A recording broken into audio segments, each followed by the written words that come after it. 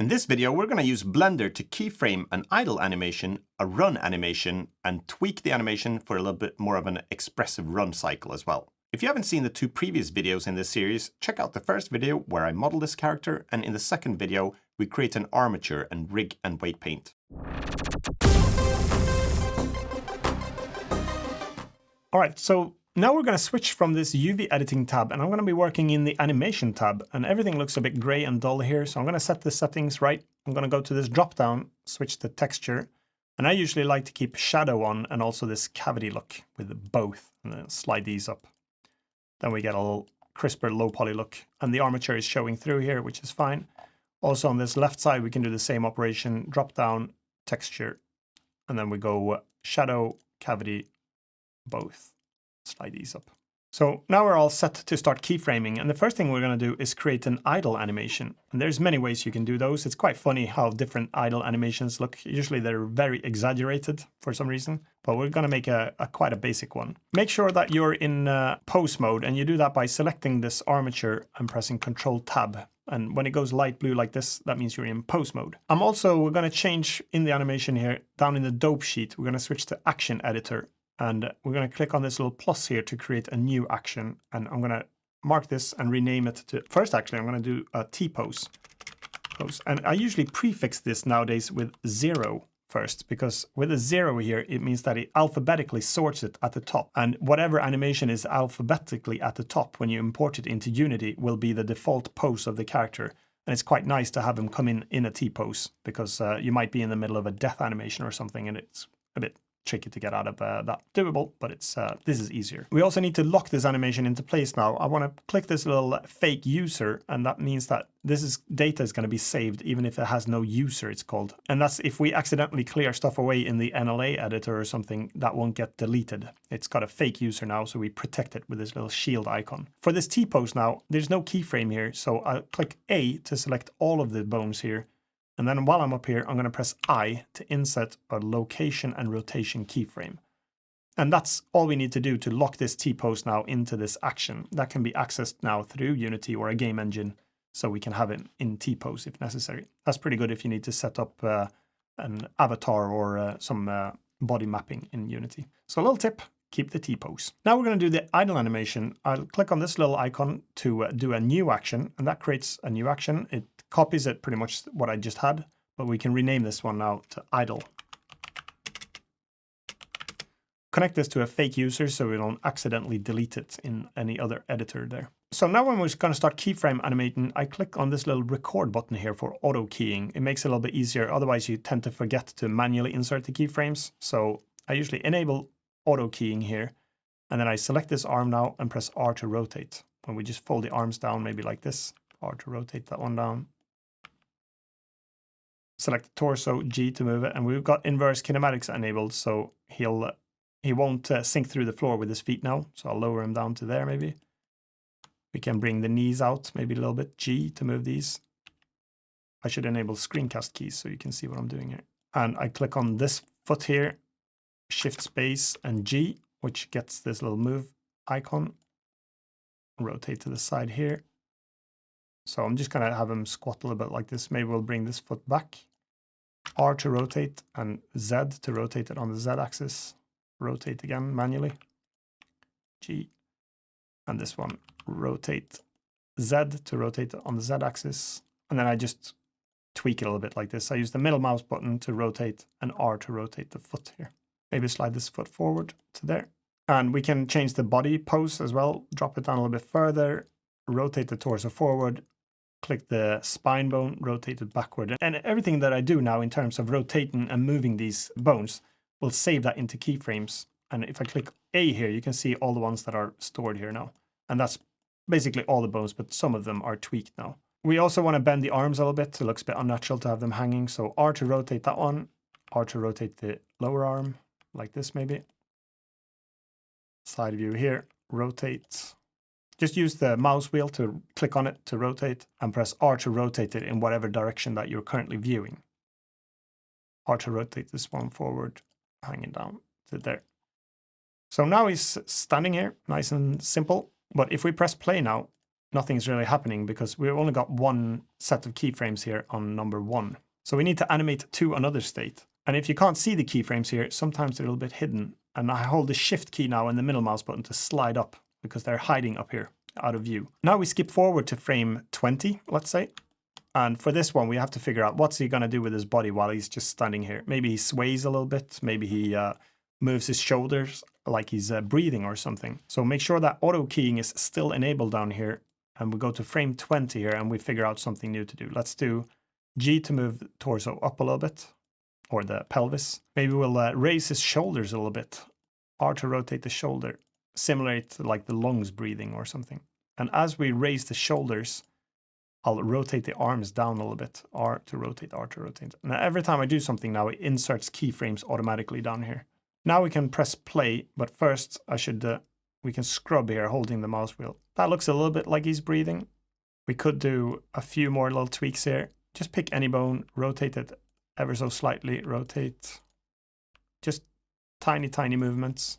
Hands maybe slightly. That's it. And then now we try to scrub it again. Yeah, that's all I'm going to do for now. And now I can click on A to select all the bones here. Make sure the mouse cursor is up over here over the armature when you do it. And then you can press Control C, slide it to frame 40 here, and then Control V, and that pastes back the post. You could also copy the keys down here. Another way to do it, if I do Control Z, double click A while the mouse is down over the dope sheet here, or in the action editor. Click on B to box select. Select all of these keys, and if you go down far enough here out of view, it's going to know that you want to select all the ones that even if I hold the shift and mouse wheel now, you can see that all of these turned yellow. So it selected all of these keys. And then while I'm down here with the mouse, I can press Shift D to duplicate these and slide them to frame 40. That's another way you can do it. You can copy them up here like we did first, or we can copy the keyframes down here and duplicate them with Shift D. Right, now when we press play, we can see that it's got a lot of keyframes here that it's not using. And we wanted to loop on, so we're going from frame 1 here, that's our start frame, but this end frame here is 250. So we want to lower that, but we don't want to lower it to 40 because this frame is duplicated. Then he'll do a little twitch. So we're going to go one frame ahead here, 39. We'll go to edit this one, press 39, and then now it's going to loop here. If we press play, he's got his little breathing pose now, a little idle animation. You might not notice it now, but we should make this animation into a cyclic animation. So some animations, this idle one, you can't really tell so much because it's such a subtle movement. But for a run animation that we're going to do, we want to make the animations into cyclic movements as well, because then it's going to predict on the motion curves so it knows what frame is going to come after this 39 frame again. To fix that, press A to select all the keyframes down here in the action editor dope sheet and do Shift E. And then set keyframe extrapolation to make cyclic. And you won't see any difference now, but we would see difference here in the graph editor, but it's so shallow, the graphs, that we can't really see them now. But for the run animation, it'll make more sense. So we'll repeat this again for the run animation. Switch it back into the dope sheet. And now the idle animation is done. If you want to preview it without the armature, you could either look on the left side here. You can also hide the armature, it'll still animate. So simple as that. That's going to be our first animation that we're going to have. The second animation we're going to do in this video is a run animation. They're a little bit more fun to do. For any animations like running and walking, I usually Google up a reference image. So let's do that. Just go to Google and type run cycle and hit enter and go to image search. And here you can scroll through any animation that you like. Let's just pick this one here and then we're going to have a look at this. So we're going to replicate the straight leg, the down, the passing pose here, the push and the up. And then we're back to the straight leg pose here as well. And this one actually names the keyframe 1, 3, 5, 8. And then we loop on 12 again. And then we can start animating using that image as a reference. So I'm going to go to here. Let's create another one. Click on this little icon, new action. Rename it to run. And click the little shield icon here again to protect it from accidental removal with the fake user connection. I select this bone. Select A to select everything, and we want to clear some data out here. Make sure you're in the run animation here. I'll double click A to deselect while the mouse is down here in the dope sheet or the keyframe. B to box select all of these and make sure you go past the bottom here. Press delete and then delete these keyframes. Now we've cleared all of them, so we're back to this. And here we can even clear these. So while all the bones are selected here, A, do Alt-G to reset the movement, and Alt-R to reset the rotations of everything. We're back into T-pose. And now we're going to keyframe the animation. So using that reference image or whatever reference image that you picked, go into side view of your character, and I'm going to do Control-3 on the numpad so I get the same view as my reference image. And then we're going to do the first frame here. Make sure that auto keying is enabled down here and make sure you're in the run animation. I'll click on the torso and we see that we're going to lower the torso down a little bit like this. Then we're going to take his right leg and that's going to be going back. So G to move it and R to rotate the foot. And make sure that you pick the target IK bone now. And if you have a character set up like this one, like I did in the previous video, then this one is already set up for this foot animation and the leg inverse kinematics. So again, R to rotate and try to replicate the look of that movement of the leg. And then for his other leg, that's going to be the straight leg here, his left leg, G to move it, R to rotate it so we get this heel contact. We can leave the arms for later on, but we can lower the torso a little bit so we get good connection with the ground. R to rotate it forward, and then R to rotate his head up. But we'll keep the arms out for now. We'll just focus on the legs first. So now we've set the first keyframe, and according to the reference image, he should actually be a little bit higher still. So we'll move it back to there because we will need to have some space to move him on the next frame downwards. So we'll go to frame number 3 now, according to the reference. And here, you should drop down a little bit. R to rotate the foot, G to move it in under the body. And this right leg now, we're going to press G to move it forward so it's about to pass here. We can look on the left side here. Everything, it looks a bit funny boned, but that's okay. Okay, again, the arms we leave and any more head movements, we'll just keep it simple for now. Then we skip forward to frame number 5. And here we're going to do the push pose. So the pelvis or the root bone goes up. His right leg goes back and R to rotate. We have to bring him down a little bit. So we see that the IK bone is connected good still to the heel there. This right leg, G to move it forward, and R to rotate, and G to move it. We're going to have it to here. And then the final frame now, we're going to skip forward to frame number 8. And he's going to go up again, higher. And his left leg is now going to detach from the ground, R to rotate, G to move. Fold it, R to rotate the foot back. Take the right leg here, R to rotate the foot and G to move it forward, R to rotate, G to move it forward. And that's going to be the last keyframe that we need for the leg movements here. If we scrub this, we can see that he's moving his legs up to here. So far, so good. Now we need to mirror this to the other side as well. If you checked out the 2 videos before this where we did the mirror and did the roll angle and everything set up, then we can copy and paste mirror poses now. That's going to be really handy. If I select A to select all the bones, and I expand this a little bit so we can see some more keyframes. Double click A, that deselects everything down while the mouse is down here over the dope sheet or in the action editor. Click A again to select all of these. Now we press Control C to copy all of these. So that copies all of these little yellow keyframe dots here.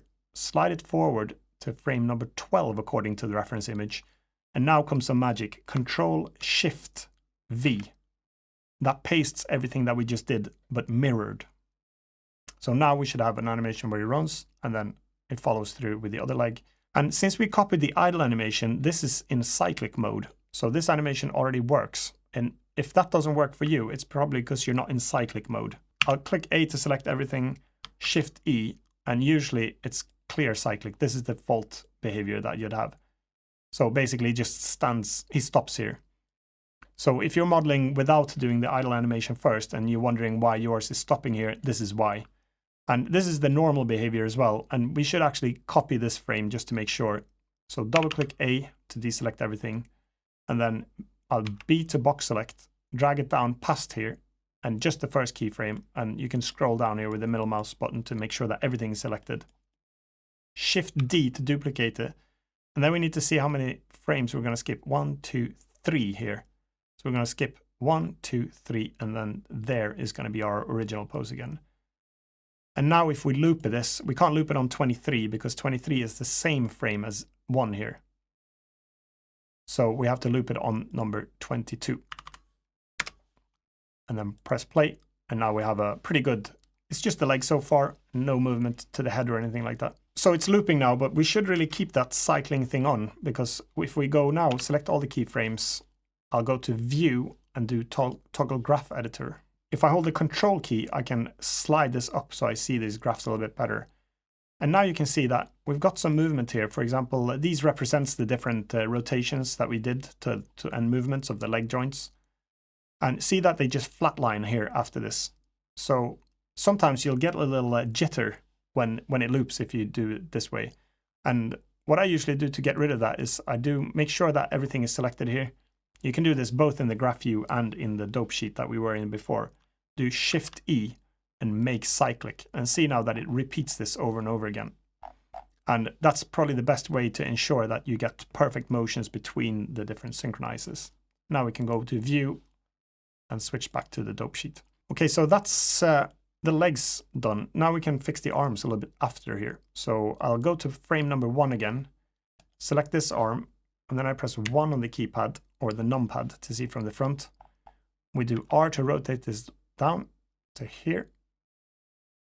Now if I can do this up here as well, Control C to copy it and Control Shift V to copy the pasted mirror mode here. Again, if this doesn't work for you the way it did, it's because the roll angle is probably incorrect. So check out the previous video on the rigging to get the roll angle correct when you do the armature. So for the arms, we need to see here, how should they move? Control 3.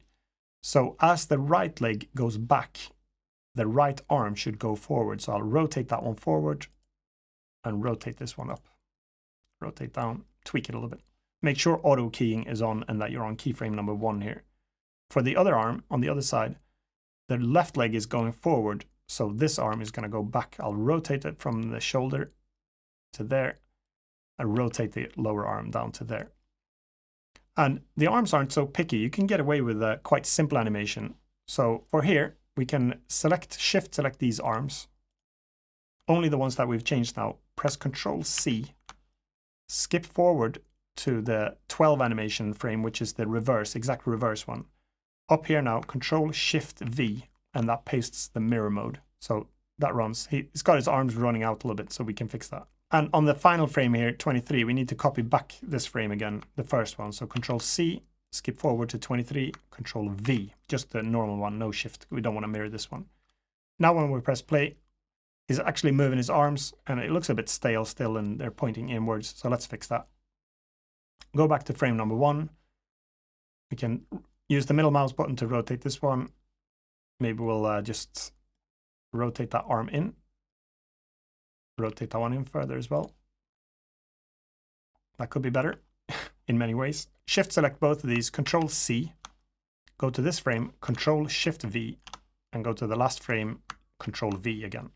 And now he'll start swinging his arm forward a little bit like this. All right, so let's tweak this animation a little bit further. And I'll go to the first keyframe here and select the spine bone. Press 1 to go to front view. Maybe we'll have him tilt over a little bit to his right side when the left leg goes forward. Maybe we'll do R to rotate and Z to twist it a little bit like this as well. Just a little tiny bit. And then with this bone selected now, Control C, go to frame number 12, Control Shift V, go to frame number 23 and Control V again. So we have this cycle thing. So now he's swaying a little bit more. And then I'll do side view, Control 3 on the keypad. We can also make him tilt forward a little bit more. And on frame number 1, it's going to be the same, but we'll go to frame 5 and rotate it forward. Control C, and then we have to skip. If I zoom in with the zoom wheel here a little bit, I can see how many should I skip. 1, 2, 3 I should skip. So from this frame, 1, 2, 3, and then here. Control Shift V. And now we've implemented a little forward sway as well. So this is how you can keep tweaking your animations if you want even further swaying movement, or if you want them to arch his back, maybe do even more cartoony movements, and just build on this set of animations. Maybe a walk cycle, use the same type of a reference and do that. Or you can keyframe any other sort of animation. And when you're done, just untick this auto keyframing so you don't start editing and moving loads of other objects around so it stores those locations. It's a bit easy to forget. You can make the animation a little bit more expressive as well if you want. For example, here I tweak the animation a little bit so the second keyframe or the down pose there is lowered the torso down, and then the highest pose I'm actually moving up the torso quite a lot to exaggerate that movement as well. And if you're making a platformer, it could be fun to exaggerate the movement a little bit. The principle of animation is to exaggerate movement, one of those principles. So that might create a little bit more of a cartoony cycle for you. You can download the blend files that I've done in many of my tutorials in the tutorial tier on patreon.com/Invencia. Until next time, have a great one, and I'll see you then. Bye for now.